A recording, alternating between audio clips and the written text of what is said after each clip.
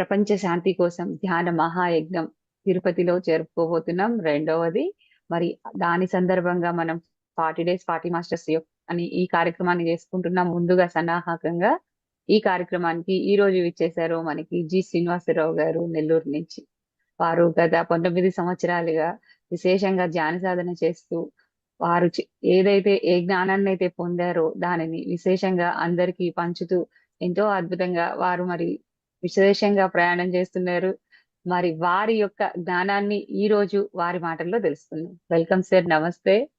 నమస్తే అమ్మా, నమస్తే. ఓకే మాస్టర్స్,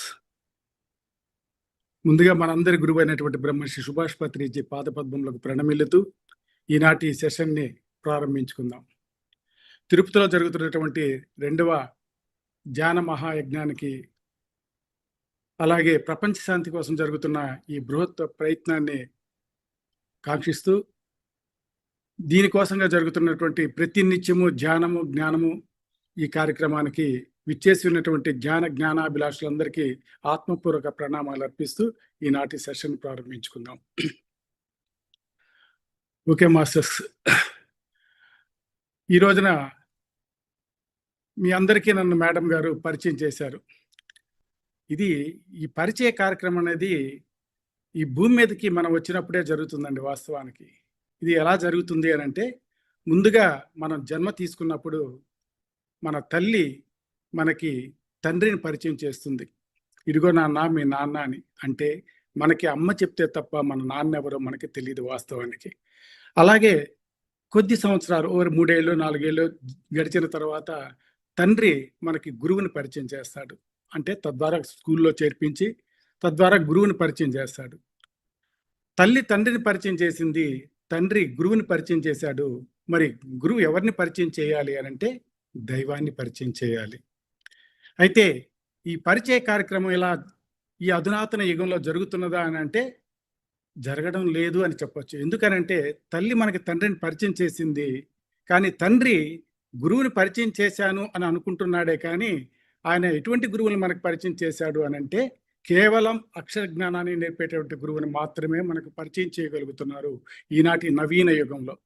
అది ఆయన తప్పు కాదు, కానీ ఉన్నటువంటి పరిస్థితులు అవి. అయితే పూర్వకాలంలో ఇలా జరిగేదా అంటే కాదు. రాజు కొడుకైనా సరే అరణ్యాల్లో ఋష్యాశ్రమాల్లో చేరి అస్త్రశస్త్ర విద్యలతో పాటు అక్షర జ్ఞానాన్ని ఆత్మజ్ఞానాన్ని పరిపూర్ణంగా పొందిన తర్వాత మాత్రమే రాజ్య పరిపాలనకు వచ్చేటువంటి వాళ్ళు. కానీ ఈనాడు ఆ పరిస్థితులు లేవు.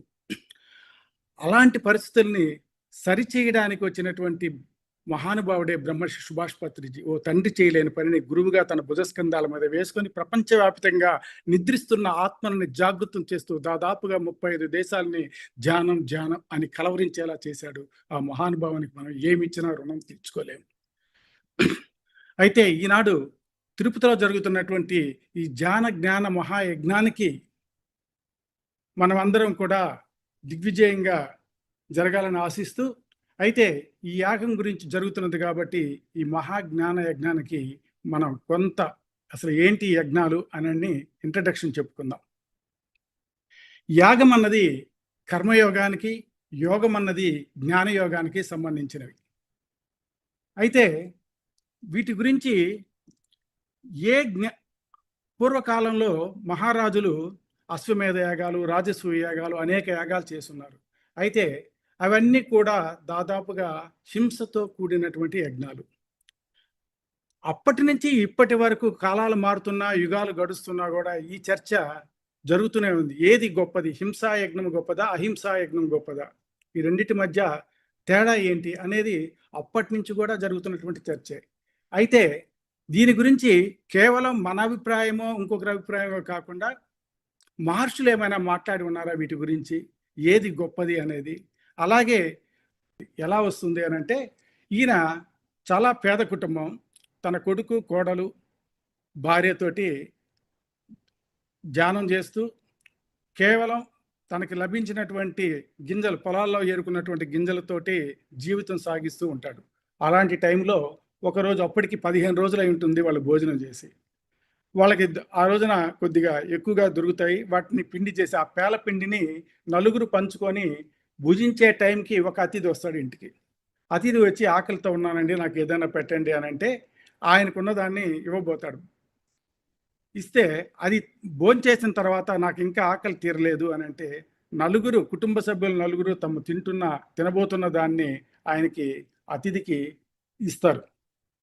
అయితే అతిథికి ఇచ్చినటువంటి ఆర్ఘ్యపాద్యాల తడిలో అంటే తమ ఆకలికై ఏర్పరచుకున్నటువంటి ఆ పేలపిండిని మొత్తాన్ని అతిథి సత్కారంలో వినియోగించిన శక్తిప్రస్తుడి కుటుంబం సకుటుంబంగా ప్రాణాలు కోల్పోవడానికి కూడా సిద్ధపడినటువంటి కథ ఇది. అంత త్యాగం అన్నమాట. అంటే జనరల్గా మనకున్న దాన్ని ఇతరులకు ఇవ్వడము అన్నదాని యొక్క గొప్పతనాన్ని దీంట్లో తెలియజేస్తూ ఉంటారు. అయితే ఈ కథలో ధర్మరాజు అశ్వమేధ యాగం చేస్తూ ఉంటాడు. అశ్వమేధ యాగం చేస్తూ ఉండేటప్పటికి అక్కడికి ఒక ముంగిస వస్తుంది. ముంగిస అది సగం శరీరం బంగారం అయి ఉంటుంది, సగం మామూలుగా ఉంటుంది. అది ఆ యజ్ఞం జరిగినన్ని రోజులు, అశ్వమేధ యాగం జరిగినన్ని రోజులు అక్కడ ఉండి చివరిలో అది ఏమంటుంది అని అంటే, చీచి ధర్మరాజు చేసినటువంటి ఈ అశ్వమేధ యాగం కంటే శక్తిప్రస్తుడి యొక్క ధర్మమే గొప్పది అని నిరసిస్తుంది అనమాట. అక్కడ ఉన్న వాళ్ళందరూ కూడా మానవ భాషలో మాట్లాడుతున్నటువంటి ఆ ముంగిస యొక్క పలుకులను విని, ఏంటి మీరు ఇంత గొప్ప యజ్ఞాన్ని నిరసిస్తున్నది అని అడిగితే అప్పుడు చెప్తుంది అనమాట శక్తిప్రస్తుడు. నేను శక్తిప్రస్తుడు చేసినటువంటి ఆ పేలపిండి దానంలో ఆ పేలపిండి వాసన తగిలి ఆ అతిథి కడుక్కున్న కాళ్ళల్లో ఆ తడి నా శరీరాన్ని తగిలి నా శరీరం సగం బంగారంగా మారింది. మిగిలిన శరీరాన్ని కూడా బంగారంగా మార్చుకుందామని ఈ ధర్మరాజు చేస్తున్నటువంటి అశ్వమేధ యాగానికి వచ్చాను. కానీ ఇక్కడ నా శరీరం అలాగే ఉండింది, ఏ మాత్రము మిగతా శరీరం బంగారంగా మారలేదు. కనుక శక్తిప్రస్తుడు చేసినటువంటి ఆ ధర్మమే, ఆ జ్ఞానమే గొప్పది అని చెప్తుంది అనమాట. అయితే ఇక్కడ ఆ ముంగిస ఎవరు ఏంటి అని అంటే, ముంగిస పితృదేవతల చేత శాపగ్రస్తుడైనటువంటి జమదగ్ని మహర్షి. ఆయన ఎప్పుడైతే ఒక మహాయజ్ఞాన్ని ఆయన నిరసించాడో శక్తిప్రస్తుడు, ఇక్కడ మనం ఒక తేడా గమనించాలి.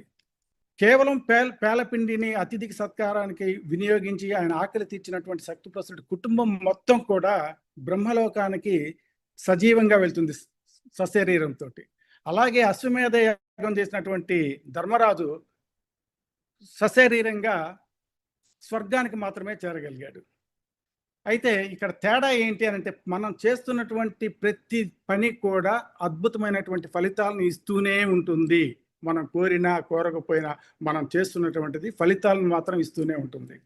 ఇక్కడ మనం ఈ కథలో తెలుసుకోవాల్సింది ఏంటంటే, ముంగిస చేసిన అధిక్షేపం వలన మహాధర్మాన్ని తక్కువ చేసి మాట్లాడిన వల్ల అధిక్షేపం ఇది. అయితే ఆ చివరికి ఏమీ ఉపయోగం లేదు, నా శరీరం బంగారంగా మారలేదు అనుకుంటున్న దశలో అతనికి శాప విమోచన కలుగుతుంది జమదగ్ని మహర్షికి. ఆ ముంగి స్వరూపంపై జమదగ్ని మహర్షి అంటే ఒక యజ్ఞానికి అటెండ్ అయ్యి ఆ యజ్ఞం యొక్క చేస్తున్నటువంటి వాళ్ళు ఎవరైనప్పటికీ కూడా ఆ ప్రెమిసెస్లో నిలబడినటువంటి వాళ్ళకు కూడా ఆ ఫలితం ఎంతటి ప్రయోజనాన్ని ఇచ్చింది అన్నది మనం ఇక్కడ గుర్తు చేసుకోవాల్సి ఉంటుంది. అంటే శాపవశాత్తు ముంగిసగా మారినటువంటి ఒక మహర్షికి మళ్ళీ వాస్తవ రూపాన్ని అనుగ్రహించినటువంటిది అశ్వమేధ యాగం. కాబట్టి మనం చేస్తున్నటువంటి యజ్ఞాలు ప్రపంచ శాంతి కోసం అద్భుతమైనటువంటి ఫలితాలను మన కంటికి కనిపించకపోవచ్చు ప్రస్తుతానికి, కానీ ఇది లాంగ్ టైంలో చాలా చాలా ప్రపంచానికి ఒక అద్భుతమైనటువంటి విశ్వశక్తిని ప్రసాదించి ప్రపంచ శాంతిని చేకూర్చుతుంది అనడంలో ఎటువంటి సందేహము అవసరం లేదు. అయితే ఇక్కడ మనం మాట్లాడుకునేటప్పుడు సనాతన ధర్మం యొక్క అంతిమ లక్ష్యం ఏమిటి అసలు అని అంటే మోక్షము. ఎవరైనా సరే మానవ జన్మ ఎందుకు తీసుకున్నావు అని మనం నిద్రపోతున్న టైంలో అయినా సరే మనం వీపు తట్టి లేపి అడిగితే మన కళ్ళు తెరవకుండా తల తిప్పకుండా చెప్పవలసిన సమాధానం ఏంటి అంటే మోక్షం కోసం వచ్చాను. మన టార్గెట్ అదే అన్నమాట. వాస్తవానికి మోక్షం కోసం వచ్చాను, మోక్షం కోసమే మానవ జన్మ తీసుకున్నాను. ఎందుకంటే 84 లక్షల జీవరాశుల్లో మానవ జన్మ పొందడమే దుర్లభము అని చెప్తారు. అలాంటిది మనం మానవ జన్మ పొందాము. అయితే ఇంకొకటి ఏంటి అంటే, ఈ మానవ జన్మలో కూడా సద్గురువు లభించడం అసాధ్యము అని అంటారు. బ్రహ్మర్షి సుభాష్ పత్రిజీ లాంటి గురువును పొందడము ఎన్నో ఎన్నో జన్మల సుకృతం మనం పొందాము. అది కూడా ఆ టార్గెట్ని కూడా మనం దాటాము. ఇక మూడవది మోక్షం. మానవ జన్మ యొక్క అంతిమ లక్ష్యాన్ని చేరడమే మోక్షము. అలాంటి మోక్షాన్ని పొందే దశలో మనందరము అద్భుతమైనటువంటి ధ్యాన సాధనలో నిమగ్నమై ఉన్నాము. అలాగే ప్రపంచ శాంతి కోసం పాటుపడుతున్నాము. కాబట్టి తప్పనిసరిగా మనం మన టార్గెట్లను రీచ్ అయి తీరుతాం. మన గురుదేవులు ఏమైతే మన నుంచి ఆశించారో, అహింసా జగత్తు, ధ్యాన జగత్తు, పిరమిడ్ జగత్ అని ఏమైతే మన నుంచి కోరుకున్నారో అది మనం తప్పనిసరిగా సాధించి ఈ ప్రపంచాన్ని ఆ వైపుగా నడిపిస్తాము అని మనకి ఓ అద్భుతమైనటువంటి ఆత్మవిశ్వాసాన్ని కలగజేసే ఈ ధ్యాన జ్ఞాన యజ్ఞాలు. అయితే ఇక్కడ మనం కొన్ని విషయాల్ని, సాధకులు ఎలా ఉండాలా, మనల్ని మనం ఎలా తీర్చిదిద్దుకోవాలా, కేవలం మాటలతో కాకుండా ఆచరణలో ఎలా చూపించాలా అనేటువంటి విషయాలను కొన్ని మాట్లాడుకునేటప్పుడు అనేక రకాలైన డౌట్లు ఉంటాయి సాధనలో. చాలామంది ఆత్మ ఎక్కడుంటుంది, ఆత్మానుభవం అంటే ఏంటి, ఇలాంటి ప్రశ్నలకి అన్నిటికి కూడా మనం క్లియర్ కట్గా సమాధానాలు తెలుసుకొని ఆధ్యాత్మిక సాధనలో ముందుకు వెళ్ళగలగాల. చాలామంది ఆత్మానుభవం నాకు కలగలేదు అని అంటూ ఉంటారు. ఆత్మానుభవం కలగడము అని అంటే దీన్ని యోగ వాసిష్టంలో ఒక సింపుల్ వర్డ్తో వశిష్ఠ మహర్షి చెప్తాడండి. ఇక్కడ ఆయనకి వశిష్ఠ మహర్షి అనగానే ఆయన ఎంతటి ప్రాధాన్యత ఉంది అని అంటే, అశ్వమేధ పర్వంలో ఇద్దరు యోగులు అద్భుతమైన పాత్ర నిర్వహిస్తారు. ఒకరు కర్మయోగి, మరొకరు జ్ఞానయోగి. ఎవరు వాళ్ళు ఇద్దరు అని అంటే ఆ గురుస్థానాల్లో నిలుస్తారు వీళ్ళిద్దరు అశ్వమేధ పర్వంలో. కర్మయోగి ఎవరంటే వ్యాస మహర్షి, జ్ఞానయోగి ఎవరంటే శ్రీకృష్ణ పరమాత్ముడు. ఇద్దరు ముందుండి నడిపిస్తారు ఆ యాగాన్ని.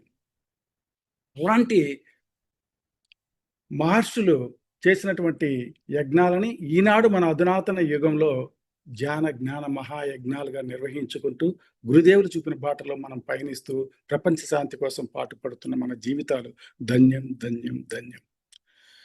అయితే ఆత్మానుభవము అంటే వశిష్ఠ మహర్షి ఏం చెప్తాడు అంటే, రాముడికి బోధించే టైంలో ఆయన అడుగుతాడు, స్వామి ఆత్మ అంటారు, ఆత్మానుభవం అంటారు, అసలు ఎప్పుడైనా మనకి ఆ అనుభవం కలుగుతుందా, ఏంటి ఆ అనుభవం పొందడం అంటే ఎలా ఉంటుంది, దీన్ని కాస్త నాకు వివరించండి అని రామచంద్రుడు బాలుడిగా ఉన్నప్పుడు అడిగితే వశిష్ఠ మహర్షి ఏం చెప్తాడు అని అంటే,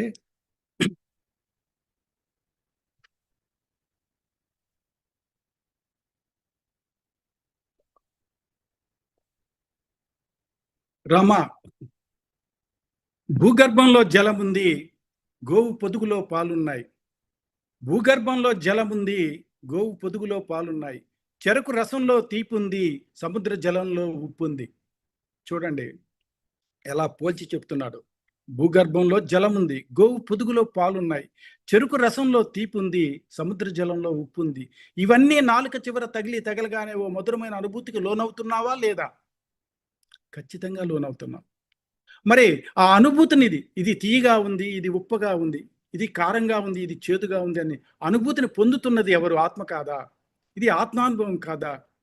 అంటే మనం ప్రతి నిత్యము ఆత్మని అనుభూతి చెందుతూనే ఉన్నాము, కానీ ఆత్మ మనకు కనిపించదు కనుక నేను ఆత్మానుభవం పొందడం లేదు అని మనకు అజ్ఞానంతో మనం భావిస్తూ ఉన్నాం. ఇదే విషయాన్ని వశిష్ఠ మహర్షి సింపుల్గా మనం ప్రతి నిత్యము పొందుతున్నటువంటి ఆహారం కానించి, నిద్ర కానించి, సుఖం కానించి, బాధ కానించి, దుఃఖం కానించి, సంతోషం కానించి ప్రతి నిత్యము మనం అనుభవిస్తున్నటువంటి ఈ భావనలన్నీ కూడా ఆత్మానుభవమే అని చెప్పడమే దీని యొక్క ఉద్దేశం.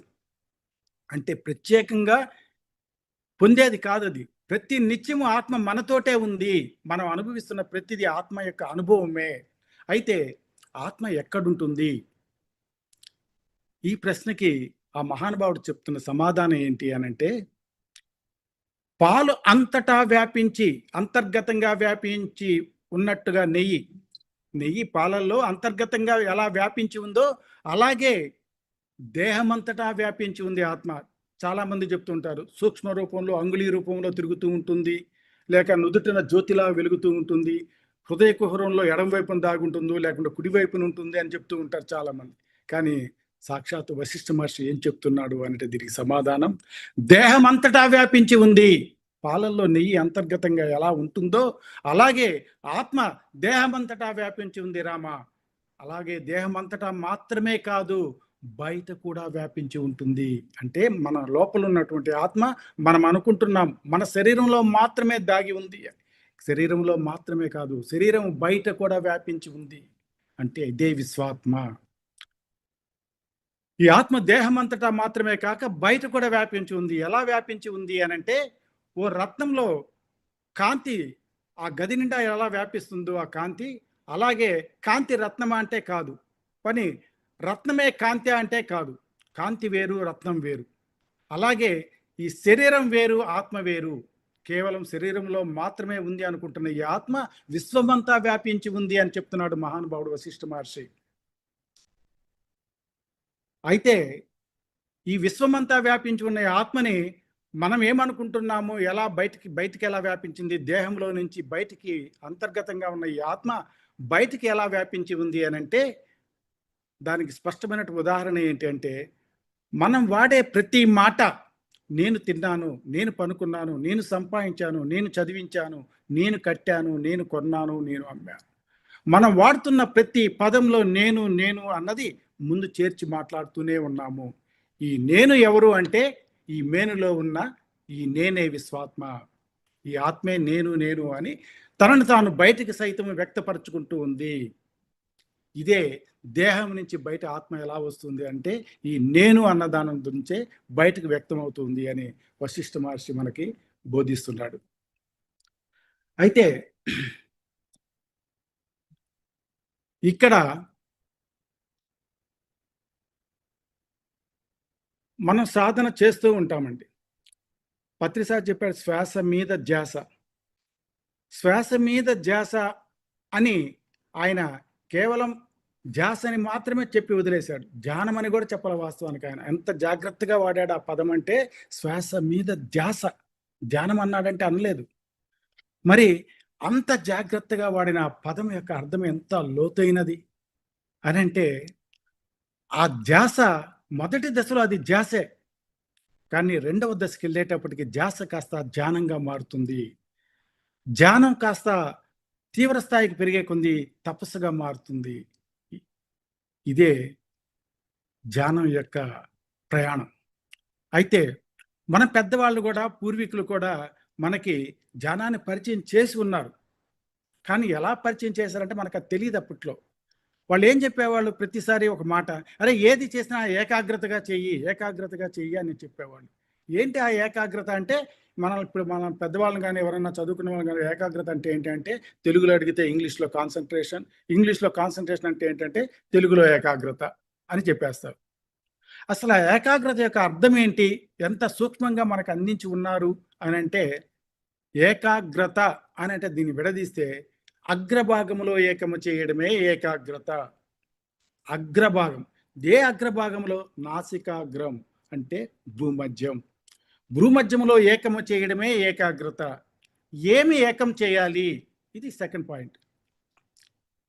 అగ్రభాగంలో ఏకం చేయాల. మరి ఏమి ఏకం చేయాలి, ఏమి ఏకం చేయాలి అని అంటే, మొట్టమొదటిది మన గురుదేవులు చెప్పినటువంటి ఉచ్ఛ్వాస నిశ్వాస గమనించడము. ఇది మనం పీలుస్తున్నటువంటి ఈ గాలి ముక్కులో నుంచి గొంతులోకి వెళ్తుంది అని మనం అనుకుంటున్నాము. ఆ వెళ్లే ముందు అది ఒక స్థానాన్ని టచ్ చేసి వెళ్తుంది, అదే భ్రూమధ్యము. ఈ భ్రూమధ్యాన్ని టచ్ చేసి లోపలికి వెళ్తుంది. ఇది మొట్టమొదటిది. రెండవది, కళ్ళు మూసి తరువాత కూడా చూపు ఉంటుంది. కళ్ళు తెరిచి చూస్తే చూపు, కళ్ళు మూసి చూస్తే దృష్టి అంటాం. అందుకే మహానుభావుల్ని ద్రష్ట అంటారు. వీళ్ళు కళ్ళు మూసినా కూడా చూడగలరు. అలాగే మనం ధ్యానంలో కూర్చున్నప్పుడు కళ్ళు మూసేస్తున్నాము. ఆ కళ్ళు మూసిన తర్వాత కూడా మన చూపు ఎక్కడ ఉండాలి అంటే భ్రూమధ్యంలో నిలిపి ఉంచడానికి ప్రయత్నిస్తూ ఉండాలి. ఇది రెండవది. ఇక మూడవది, కీలకమైన విషయాన్ని అగ్రభాగంలో ఎలా ఏకం చేయాలి అని అంటే, అదే మనస్సు, ఆలోచనలు.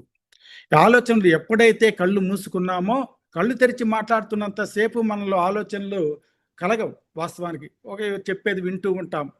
అయితే ఎప్పుడైతే మనం ధ్యానంలో కూర్చున్నామో అనేక రకాలైన ఆలోచనలు మనం మైండ్లో రొటేట్ అవుతూ ఉంటాయి. ఆ వస్తున్నటువంటి ఆలోచనలతో మమేకం కాకుండా విడిగా ఉంటూ కేవలం సాక్షిగా ఈ భ్రూమధ్యంలో చూపు నిలిపి ఉంచగలిగితే అక్కడికి ఇదే జంక్షన్ పాయింట్. ఆ అగ్రభాగంలో ఈ మూడు వచ్చి కలుస్తాయి: ఉచ్ఛ్వాస నిశ్వాసలు, దృష్టి, మనస్సు. మనసు యొక్క డోర్ ఇది. ఈ మనసు యొక్క డోర్ ఈ భ్రూమధ్యం ఇక్కడి నుంచే బయటకు వస్తుంది అన్నమాట. ఎప్పుడైతే మనం ఈ జంక్షన్లో కుర్చీ వేసి కూర్చున్నట్టు ఒక కాపలాదారుడిగా ఓ వాచ్మెన్ లాగా మనం ఇక్కడ గమనించడం మొదలు పెడతామో శ్వాస సన్నగిల్లిపోతుంది. శ్వాస ఎప్పుడైతే సన్నగిల్లిందో మనసుకి శ్వాస అందనప్పుడు ఆ ఆలోచనలు కూడా ఆగిపోతాయి. ఈ రెండిటికి లింక్ ఏంటి శ్వాసకి మనసుకి అనంటే, ఉదాహరణకి ఓ గాలిలో దీపం పెడితే గాలి తగిలినంతసేపు ఆ జ్యోతి అలా అలా అల్లాడిపోతూ ఉంటుంది. ఎప్పుడైతే రెండు చేతులు ఆ జ్యోతికి అడ్డం పెట్టి గాలి తగలకుండా చేస్తామో జ్యోతి నిశ్చలమైపోతుంది. అదే అవినాభావ సంబంధము మనస్సుకి మనలోని ఉచ్ఛ్వాస నిశ్వాసలకు ఉంది. అందుకే ఈ సూక్ష్మ విషయాన్ని గమనించినటువంటి మహానుభావుడు పత్రిసార్ శ్వాస మీద ధ్యాస, శ్వాస మీద ఎప్పుడైతే మనం ధ్యాస పెడతామో ఆ శ్వాస నన్ను ఎవరో గమనిస్తున్నారని అది సన్నగిల్లిపోతుంది. ఆటోమేటిక్గా శ్వాస అందకపోతే మనసు ఆగిపోతుంది. ఒక చిన్న పని చూడండి, ఎంత సింప్లిఫై చేసి ఆయన అంతటి అద్భుతమైనటువంటి ధ్యాన సాధనని శ్వాస మీద ధ్యాస అని అంటించేశాడు. కాఫీ తాగినంత ఈజీరా అని చెప్తూ ఉంటే ఆయన మాటలు ఓ సామాన్యుని కూడా అద్భుతమైన యోగిగా మార్చాలన్న తపన మనకి కనిపిస్తుంది ఆయనలో. అయితే ఆ మహానుభావుడు చూపిన బాటలో పయనిస్తున్న మనం ధన్యులం వాస్తవానికి. అయితే ఈ అగ్రభాగంలో ఏకము చేయడమే ఏకాగ్రత.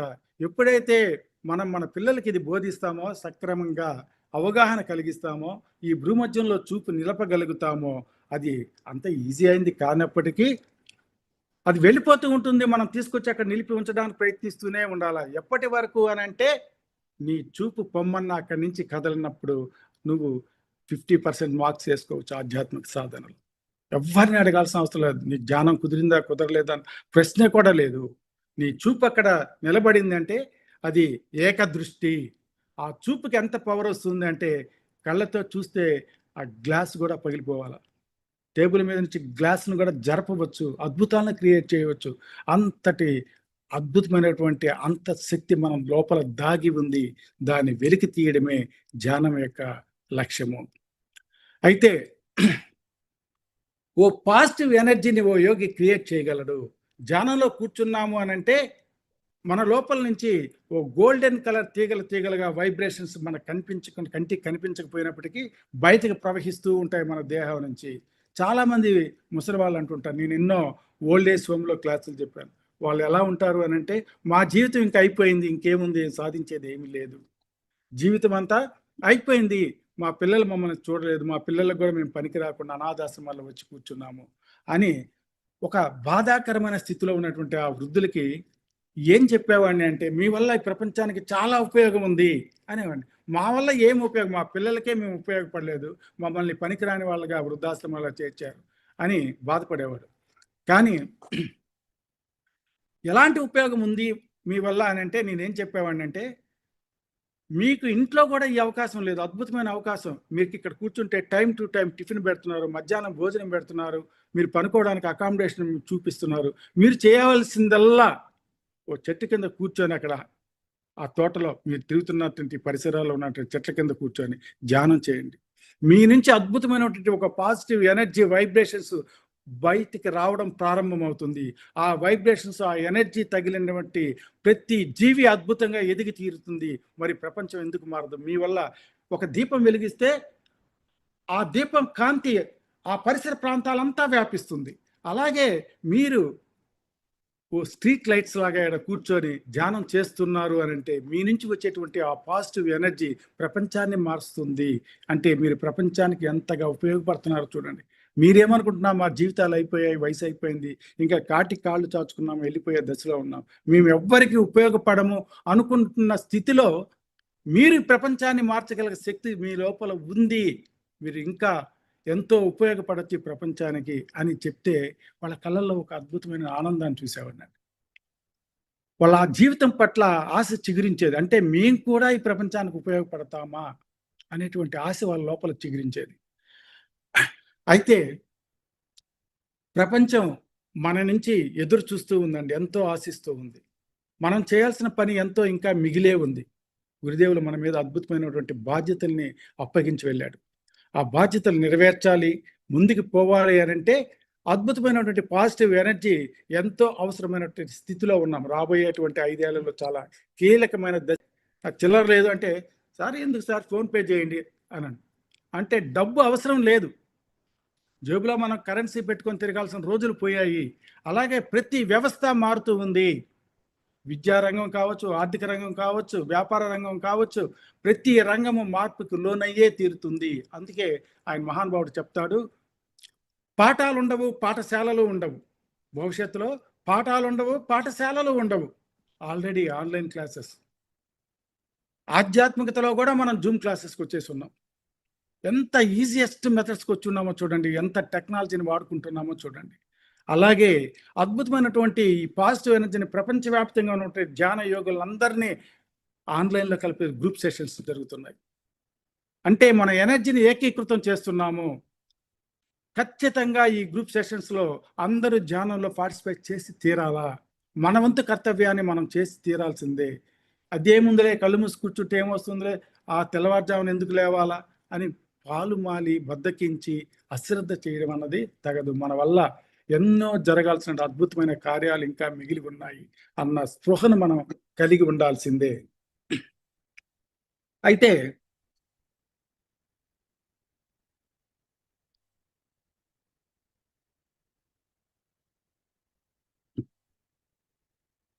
వశిష్ఠ మహర్షి ఒక శాంత గుణం యొక్క గొప్పతనాన్ని చెప్తున్నాడు. శాంతము అన్నదాన్ని మన అందరికీ తెలుసు. శాంతము అని అంటే ఇది మామూలుగా మనం వాడే పదం. సాధనా చతుష్టయంలో శాంత గుణం గురించి చెప్తారు. అంటే శమము అని అంటారు. శమము అని అంటే అది అంతరింద్రియ నిగ్రహం గురించి శమం అంటారు. కానీ ఇక్కడ మార్చి వాడుతున్నటువంటి శమం యొక్క అర్థం డిఫరెంట్గా ఉంటుంది.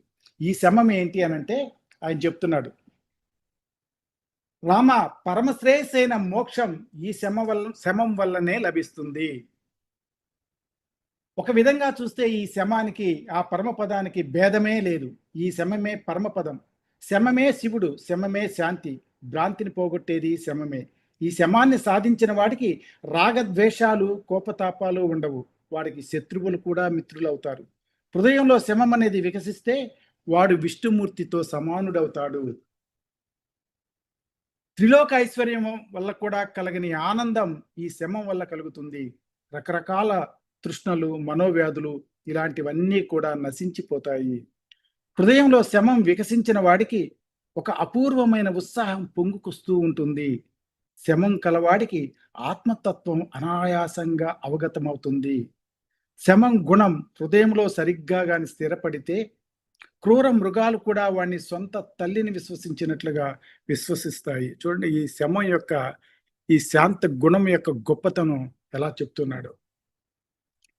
ఎవరిలోనైనా సరే ఈ శమ ఉంది అని గుర్తించడానికి ముఖ్యమైన సూచనలు వశిష్ఠ మహర్షి చేయడం జరిగింది. అవి ఏమిటో చూద్దాం. ఒక మహానుభావుడు యొక్క ఈ ఉపదేశం ఎలా ఉంటుంది అంటే, ఆయన ఏదైనా ఒక మాట చెప్తున్నాడంటే అది మనం ఎలా అర్థం చేసుకోవడం కొన్ని సూచనలు చెప్తాడు. ఇవి వాడిలో గమనించండి, ఉంటే వాడిలో శమ ఉన్నట్టే. అంటే మనం ఇతరులను కూడా వాళ్ళ క్వాలిటీని గుర్తించడానికి ఆయన సూచనలు చెప్తాడు. అద్భుతమైనటువంటి సూచనలు అండి ఇవి. ఒక దాదాపుగా 8 పాయింట్స్ చెప్తాడు. మనం జీవితం అంతా వీటిని గుర్తుపెట్టుకుని ఆచరించవచ్చు కూడా.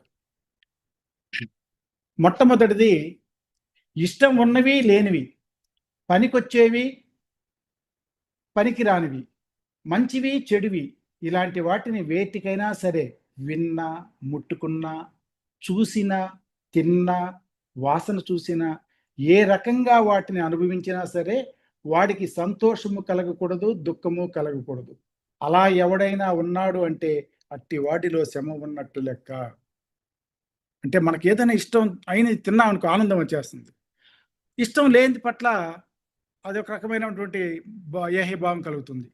అదే చెప్తున్నాడు, నీకు అది ఏది ఎటువంటి పరిస్థితుల్లో ఉన్నా సరే దాని పట్ల నీకు ఎలాంటి ఫీలింగ్ కలగకూడదు, అలాంటి దుఃఖము కలగకూడదు, సంతోషము కలగకూడదు. అలాంటి వాడు ఎవడైనా ఉంటే అట్టి వాడిలో శమ ఉంది అని లెక్క. ఇక రెండవ పాయింట్, జీవులందరి మీద సమబుద్ధితో ఉండేవాడు, నాకు భవిష్యత్తులో ఇది కావాలి అది కావాలి అని కోరిక లేకుండా ఉండేవాడు, ప్రారంధ వశాన ఒకవేళ వచ్చిన సుఖ దుఃఖాలను కూడా వద్దు పొమ్మని తిరస్కరించకుండా ఉండేవాడు. అలా ప్రారబ్ధవశాన వచ్చి పడ్డ వాటిని అనుభవించే సమయంలో ప్రయత్నపూర్వకంగా జితేంద్రుడై ఉండేవాడు ఎవడైనా ఉంటే అట్టివాడిలో శ్రమ ఉన్నట్టు లెక్క. అంటే ఏ కష్టం వచ్చినా నాకు ఇది వద్దు అని తిరస్కరించకుండా దాన్ని కూడా పరమాత్ముడు ఇచ్చినటువంటి ప్రసాదంగా స్వీకరించగలిగిన వాడు ఎవడైనా ఉన్నాడు అని అంటే, అనారోగ్యం కావచ్చు, ఈరోజు మనం చూస్తూ ఉన్నాం, చిన్న బాధ కలగంగానే దాన్ని ఏదో ఒక విధంగా దాని నుంచి బయటపడడానికి విపరీతంగా దాన్ని ప్రెషర్ పెట్టి బయటకు నెట్టేసి దాని నుంచి ఆ కష్టం నుంచి బయటపడడానికి ప్రయత్నిస్తుంటాం. అది కష్టమా నష్టమా అని చూడకుండా అది పరమాత్ముని ఇచ్చిన గిఫ్ట్గా భావించి ఎవడైతే సంతోషంగా దాన్ని కూడా అనుభవిస్తూ ఉంటాడో అలాంటి వాడిలో శ్రమ ఉంది అని చెప్తున్నాడు మహానుభావుడు. ఇక 3వ పాయింట్, ఎవరైనా మనల్ని మోసం చేస్తున్నారని తెలిస్తే మన కడుపు మండిపోతుంది.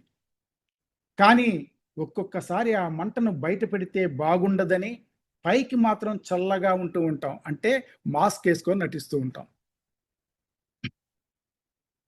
ఇలా కాకుండా ఎవడైనా ఒకడు తనను మోసం చేసే వారి పట్ల కూడా వాళ్ళు మోసం చేస్తున్నారని తెలిసినా కూడా లోపల బయట కూడా స్వచ్ఛంగా చల్లగా ఉండగలిగితే, అలా చల్లగా ఉంటూనే తన మానాన తన సాధన ఆపకుండా కొనసాగించుకుంటూ పోగలిగితే వాడిలో శ్రమ ఉన్నట్టు లెక్క. ఎంత స్టెబిలిటీ ఉండాలో చూడండి. అవతల వాడు దుర్మార్గుడని తెలిసినా కూడా మన పని మనం చేసుకుంటూ వాడిని నిందించకుండా మనం చల్లగా ఉండగలిగితే వాడిలో శ్రమ ఉన్నట్టు లెక్క. ఇక 4వ పాయింట్, దగ్గర బంధువుల మరణ సమయంలోనూ, ఇంట్లో పండుగలు చేసుకునేటప్పుడు, బయట గొడవలు జరిగేటప్పుడు మనస్సులో ఏ కల్లోలం లేకుండా చందమామలాగా చల్లగా ఉంటే అట్టివాడిలో శ్రమ ఉన్నట్టు లెక్క. ఎవరైనా మరణాన్ని చూడంగానే మనలో దుఃఖం పొంగుకుచ్చేస్తుంది. తెలుసు మనకి ఈ దేహం అశాశ్వతము అన్న సంగతి తెలుసు. అయినా కూడా ఆ సమయంలో కళ్ళమ్మడి నీళ్లు కారిపోతాయి, దుఃఖం, మనం ఏడ్చేస్తూ ఉంటాం. అలాంటి సమయంలో కూడా మనం చల్లగా ఉండగలిగితే అట్టి వాటిలో శ్రమ ఉన్నట్టు లెక్క. ఇక 5వది, సంతోషం కలిగేందుకు సావకాశం గల చోటు ఉండి కూడా అక్కడ లేనట్టే ఉండాలి. అంటే ఆ సంతోషమేమీ అనుభవానికి రాకూడదు. అంటే దుఃఖం కలగటానికి సావకాశం గల చోటు ఉండి కూడా అక్కడ లేనట్టే ఉండాలి. ఆ దుఃఖం ఏది అనుభవానికి రాకూడదు. ఇది ఎలా కుదురుతుంది అంటామేమో. అంటే సంతోషంగా ఒక పార్టీకి వెళ్ళాము, ఒక వివాహానికి వెళ్ళాము, అక్కడ సంతోషంగా ఉండొద్దు అంటున్నాడు. అలాగే దుఃఖం కలిగే చోటకు వెళ్ళాము, అక్కడ దుఃఖాన్ని ఫీల్ అవ్వద్దు. సంతోషం కలిగిందని పొంగిపోవద్దు, దుఃఖం కలిగిందని కుంగిపోవద్దు అని అంటున్నాడు. ఇది ఎలా సాధ్యము అని అంటారేమో. అంటే మన హ్యూమన్ మెంటాలిటీని ఆయన కాసి వడపోసేశాడు. ఇది ఎలా సాధ్యమండి? సంతోషం కలిగే చోట సంతోషం కలగకుండా ఎలా ఉంటుంది లోపల? అలాగే ఒక దుఃఖించే ప్రాంతంలో ఉన్నాము, ఆడంతా దుఃఖము చూస్తూ ఉన్నాము, మన లోపల కూడా ఆ దుఃఖం ప్రొడ్యూస్ అవుతుంది కదా. అలాంటి చోట ఉండి కూడా దుఃఖపడకుండా ఉండు అని ఎలా చెప్తావు అని అంటామని ఆయన అందుకు ఒక మాట చెప్తూ ఉన్నాడు. ముందు జాగ్రత్తగా ఏమని చెప్తున్నాడు అని అంటే, ఇది ఎలా కుదురుతుంది అంటారేమో, గాఢ నిద్రలో ఉన్నవాడు పూల తోటలో ఉంటే మాత్రం సువాసన అనుభవిస్తున్నాడా? చూడండి, గాఢ నిద్రపోతున్నాం, ఎక్కడ? పూల తోటలో. మరి ఆ సువాసన నీకు తెలుస్తుందా? లేదు కదా. పోనీ శ్మశానంలో ఉంటే భయాన్ని అనుభవిస్తున్నాడా? నిద్రపోయిన వాడికి ఇంక గాఢ నిద్రలో భయం ఏముంది? అలా గాఢ నిద్రలో ఉన్నవాడిలాగా మెలకువలో కూడా ఎవడైనా ఉండగలిగితే అట్టి వాటిలో శ్రమ ఉన్నట్టు లెక్క. అంటే నువ్వు ఎక్కడ ఉన్నా సరే, నువ్వు ఎటువంటి సిచ్యుయేషన్స్లో ఉన్నా సరే, నీ ప్రత్యేకతను నువ్వు కోల్పోకూడదు. బురదలోంచి కమలం పుడుతుందండి, కానీ బురదలో ఉన్నానన్నది ఏనాడు కుమిలిపోదు. తన ప్రత్యేకతను తను చాటుతూనే ఉంటుంది. అలాగే 6వ పాయింట్ చెప్తున్నాడు, తన చుట్టూతా ఉన్న జీవులందరి మీద తనవారు పరాయి వారు అన్న భేదం లేకుండా, గిట్టేవాడు గిట్టనివారు అనే భేదం లేకుండా, మంచివాడు చెడ్డవాడు అనే భేదం లేకుండా అందరి మీద సమంగా అమృత ప్రవాహం వంటి చల్లని చూపు చూపగలిగితే అట్టి వాడిలో శ్రమ ఉన్నట్టు లెక్క. చూడండి, సమత్వ భావన గురించి చెప్తున్నాడు. జీవులందరి పట్ల సమత్వ భావన కలిగి ఉండండి. కానీ మనం ఆచరణలోకి వచ్చేటప్పటికి ఎన్ని రకాలుగా వ్యవహరిస్తున్నామో చూడండి. తరతమ భేదాలు, వీడు వాడు, వీడి విఐపి, వీడు మామూలోడు, సాధారణ మానవుడు, ఇలా ఎన్నో రకాలు. వీడు ఆస్తి ఉన్నవాడు, వీడు పేదవాడు. ఈయన మరీ మరీ చెప్తున్నాడు, తన చుట్టూతా ఉన్న జీవులందరి మీద, కేవలం మనుషుల మీదే కాదు, జీవులందరి మీద తనవారు పరాయివారు అన్న భేదం లేకుండా, గిట్టేవాడు గిట్టనివాడు అనే భేదం లేకుండా, మంచివాడు చెడ్డవాడు అనే భేదం లేకుండా అందరి మీద సమంగా అమృత ప్రవాహం వంటి చల్లని చూపు చూపగలిగితే అట్టి వాడిలో శ్రమ ఉన్నట్టు లెక్క. అంటే ప్రత్యేకంగా మనం ఇంక వాడిని వెతకాల్సిన అవసరం లేదు, వాడు కనిపించేస్తుంది వాడిలో ఈ గుణం ఉంది అని. అలాగే 7వ పాయింట్, ఈ కల్పాంతరం దాకా తరిగిపోనంత మహా ఆపదలు వచ్చినా సరే, మన జీవితకాలం కాదు ఆయన బోధిస్తున్నది, కల్పాంతరం దాకా సరే అనుభవించినా తరగని అన్ని కష్టాలు వచ్చి పడినా సరే, వాడి హృదయంలో మిథ్యాభూతమైన భూతాలైన శరీరాదుల మీద కానీ ఇది నేను అనే భ్రాంతి లేకుండా ఉంటే, ఈ దేహమే నేను అనే భ్రాంతి లేకుండా ఉంటే, అప్పుడు వాడిలో శ్రమ ఉన్నట్టు లెక్క. ఎన్ని కష్టాలు వచ్చి పడుతున్నా సరే, ఎన్ని అనారోగ్యాలు వచ్చి తన దేహాన్ని కుసింపజేస్తున్నా సరే, ఇది నేను కాదు కదా అన్న స్పృహ వాడిలో ఎప్పుడు పోకూడదు. ఈ దేహం నేను కాదు కదా, మరి ఆరోగ్యం కోసం నేను ఎందుకు పాటుపడాలా? ఈ అనారోగ్యాన్ని ఎందుకు బయటకు నెట్టాలా? దేహమే నువ్వు కాదు, ఆత్మ అని మనమే చెప్తుంటాం. మీరు మరిచిపోయిన భగవంతుళ్ళు అని మనం బోధిస్తున్నాం ఒక పక్క, మళ్ళీ ఈ దేహం గురించి పాటుపడుతాం. ఆ చిన్న అనారోగ్యాన్ని సైతము మనం ఓర్చుకోలేకపోతున్నాము. చిన్న ఆర్థిక ఇబ్బంది వచ్చినా సరే మనం ఓర్చుకోలేకపోతున్నాము. ఆచరణలో మనం ఫెయిల్యూర్స్ అవుతూ ఉన్నాము. అందుకే ఈ గోల్డెన్ వర్డ్స్ లాంటి మహర్షి చెప్పిన మాటలు మన హృదయంలో కానీ నిలుపుకోగలిగితే, మనం పడిపోతున్న ప్రతి క్షణము మనల్ని లేపి నిలబెడతాయి ఈ మాటలు. ఇక చిట్ట చివరిది 8వ పాయింట్, ప్రతి వాడికి పూర్వ ప్రారంధం వల్ల ఏవో వ్యవహారాలు వస్తూ ఉంటాయి. ఆ వ్యవహారాలు చేయడం వల్ల వాడి మనసులో ఏవో ముద్రలు పడుతూ ఉంటాయి.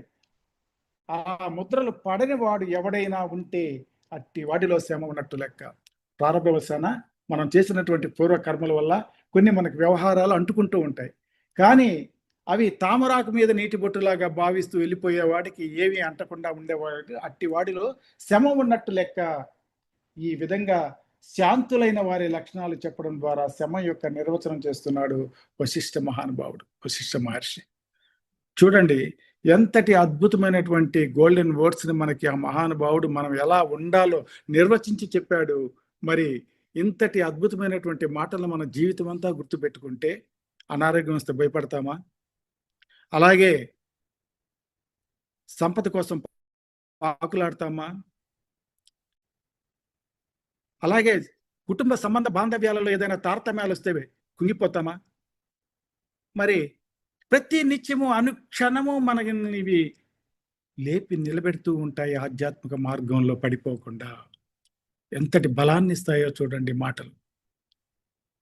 జీవితం అంతా గుర్తుంచుకోవాలండి. మహానుభావులు మహర్షులు మన కోసము, అందుకే వీరబ్రహ్మేంద్ర స్వామి గారు చెప్పారు, చెప్పలేదంటనకపోయారు, మేమన్నీ చెప్పున్నాం, మీరు ఆచరించడం లేదు.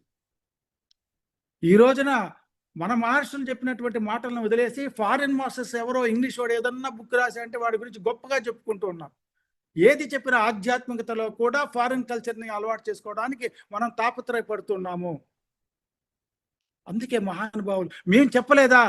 ఓ విశ్వామిత్రుడు అడుగుతాడు, నా జీవితం చాలదా మీకు ఆదర్శం?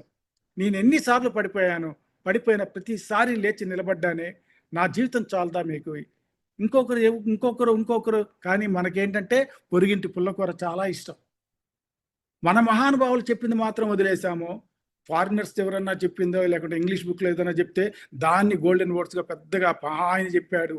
అందుకే మన వీక్నెస్ తెలుసు, మన మహానుభావులకు అందరికీ తెలుసండి. స్వామి వివేకానందుడు అందుకే భారతదేశంలో అరిచి చెప్పిన రోజులు ఎవరు వినలా. ఎప్పుడైతే లాస్ ఏంజల్స్ లో ఆ సింహం గర్జించిందో ఆ గర్జన భారతదేశం అంతా ప్రకంపించింది. అప్పుడు మేల్కొంది మావాడు వివేకానందుడు అన్నాం మనం. అప్పటి వరకు మనకు తెలియదు. అందుకే తెలుసు, మన వీక్నెస్ తెలుసు. ఇక్కడ చెప్తే వినరు వీళ్ళు, ఫారిన్ కంట్రీకి వెళ్తే అక్కడ గర్జిస్తాను అని చెప్పి అక్కడికి వెళ్ళి గర్జించాడు ఆయన. ఎక్కడ? Christian country.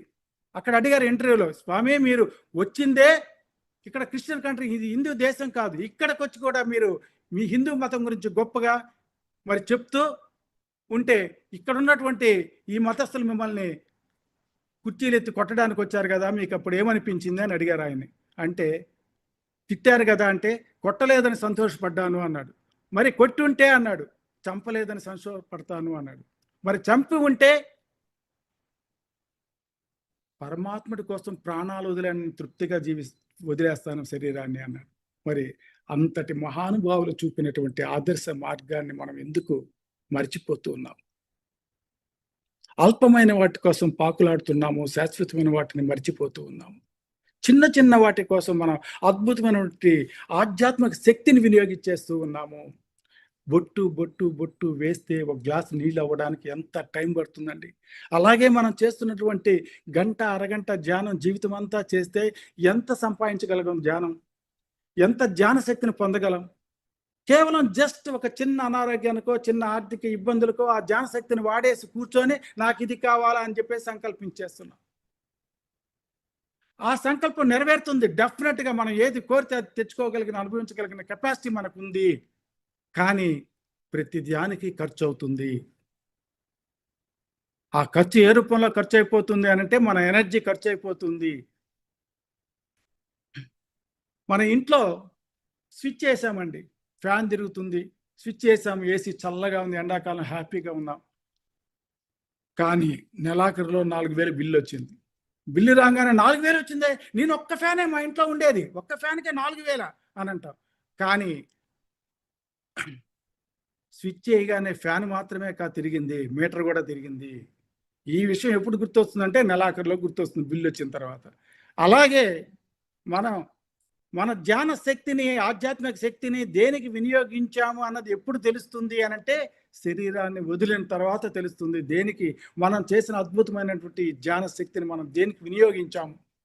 ఈ రోజున మనం తిరుపతిలో చేస్తున్నటువంటి మహాజ్ఞాన యజ్ఞాన్ని గొప్పగా చెప్పొచ్చు. దేనికి వినియోగిస్తున్నాం? ప్రపంచ శాంతి కోసం వినియోగిస్తున్నాము. ఇది వ్యక్తిగతం కాదు, అల్పమైనటువంటి కోరికల కోసం కాదు. మరి అంతటి అద్భుతమైనటువంటి ధ్యాన శక్తిని మనం ఎలా వాడాలి, ఎందుకు వాడాలి, ఎప్పుడు వాడాలి, ఎక్కడ వాడాలి అని ఆ స్పృహను కలిగి ఉండేదే ఆధ్యాత్మికత. అందుకే వైశ్య మహర్షి మనం ఎలా ఉండాలో చక్కగా మనకి బోధించండి పాయింట్స్. జీవితం అంతా గుర్తుంచుకోవచ్చు.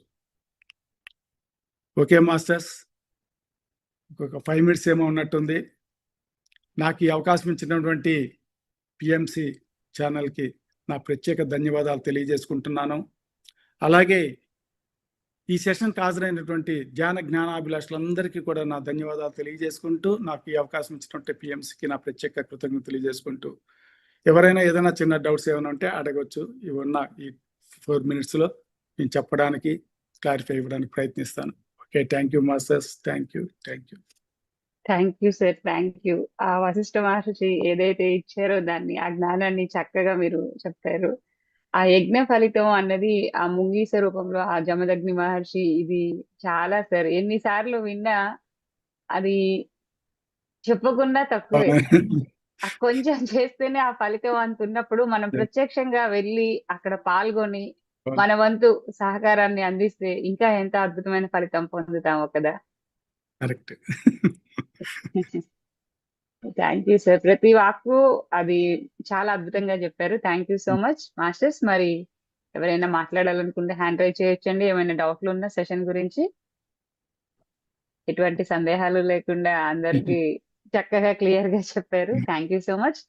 ఒక 2 నిమిషాలు ధ్యానం చేసుకొని కార్యక్రమం ముగించుకుందాం సార్. Thank you. చెప్పండి సార్ మీరు.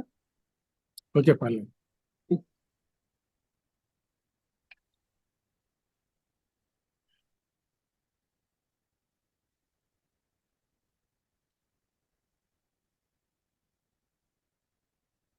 ప్రపంచ శాంతి కోసం జరుగుతున్న ధ్యాన మహాయజ్ఞం మన వంతు కృషిగా మనం చేయగలిగినది మనం చేద్దాం. అలాగే విశ్వమంతా స్పందిస్తూ మనకి సహకరిస్తుంది. ఈ అద్భుతమైనటువంటి అవకాశాన్ని మనం అందరం కూడా చక్కగా వినియోగించుకుందాం.